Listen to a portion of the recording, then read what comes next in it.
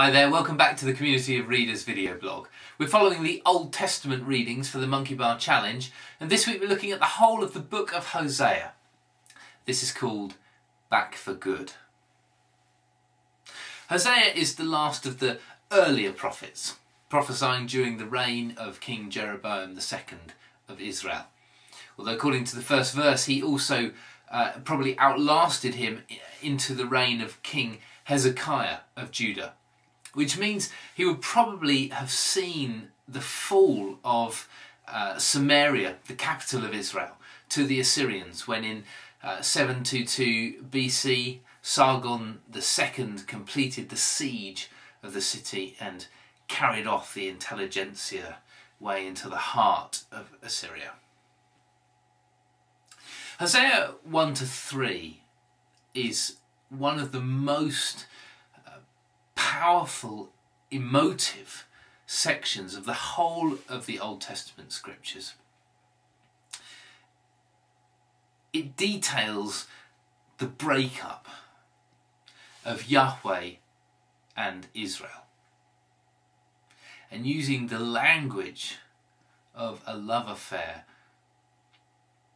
it ignites Israel's relationship with Yahweh from a cold covenant breaking into the fiery lies of a passionate adultery.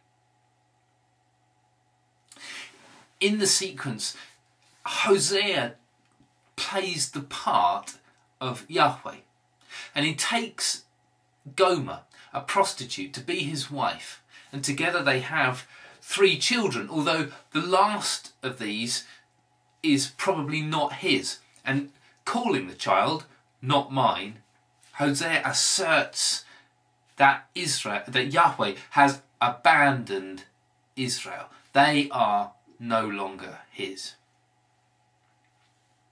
Spurting anger and judgment, Yahweh and Israel are locked in the throes of a bitter breakup.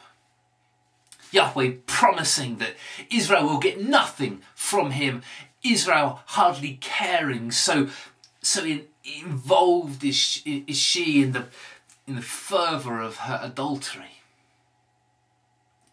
But then Yahweh breaks. His rejection and his wrath can't tolerate this devotion to his beloved. He states his conviction with the conviction of a warrior, like a gorilla pounding his chest with a testosterone psyched intention. He declares that he will win Israel back. Chapter 2 verse 14 to 16. Therefore I am now going to allure her. I will lead her into the desert and speak tenderly to her. There I will make the valley of trouble a door of hope. There she will respond to me as in the days of her youth, as in the days when she came up out of Egypt. In that day you will call me my husband, no longer my master. This is no mere romance. This is not sloppy, lovey-dovey nostalgia. This is grace. Out of the ruins of his bruised and battered heart arises a commitment to Israel more terrible, more powerful than all the armies of Assyria. This is, as C.S. Lewis once whispered, a deeper magic from before the dawn of time.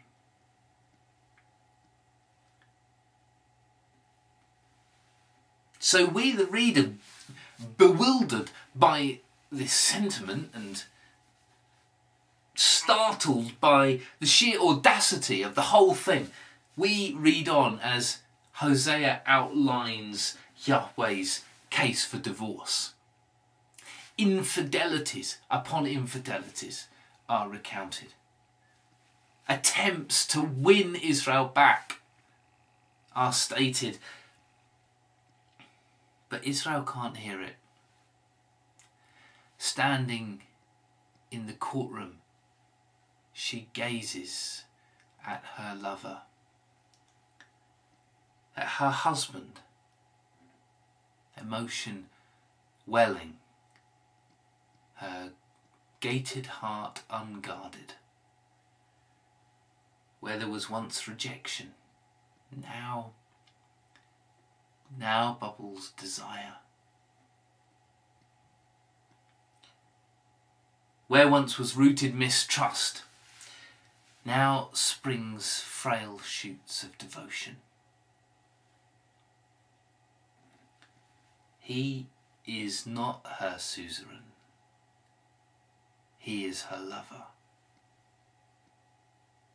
Her suzerain could have pressed the case and ended it, but her lover will take her back home and leave the charges unpressed. Chapter 14, verse 4. I will heal their waywardness and love them freely, for my anger has turned away from them.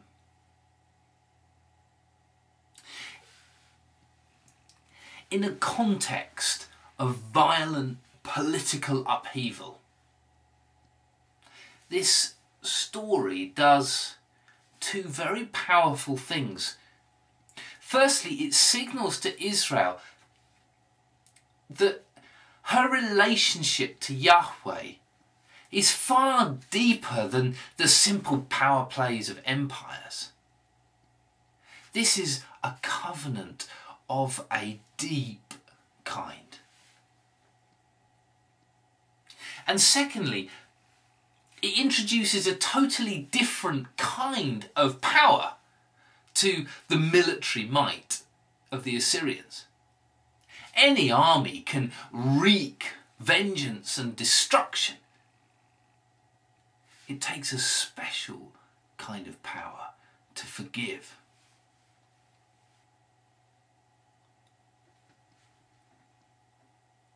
Chapter 14, verse 9. Yahweh's grace towards Israel is a whole new ballgame and would provoke her to declare that this is an extraordinary kind of wisdom. With Samaria, the capital of Israel, sacked and her infrastructure crumbled, Syria consuming her identity, Hosea gives Israel the possibility of change. It gives hope that one day things could be restored, even though right now she must face the full consequences of her indiscretions. Chapter 3, verses 4 and 5 says, "For the Israelites will live for many days without king or prince, without sacrifice or sacred stones, without ephod or idol. Afterwards, the Israelites will return and seek Yahweh, their God, and David, their king. They will come trembling to Yahweh and to his blessings in the last days." It's the promise of a restoration and a second chance, which is the crucial message of Hosea. Of all the life-changing aspects of the Christian gospel, it is surely the alternative path to power shown through the sacrifice and suffering of Jesus that stands out as the starkest in a world of aggression, domination and violence. And Hosea points us to Jesus, to that different route to power. Jesus, who takes on himself the sin of the world, overcoming its pain with a desperate and disarming love. If only the Israelite world had been rocked by this kind of unassuming, unswerving love. If only ours could be.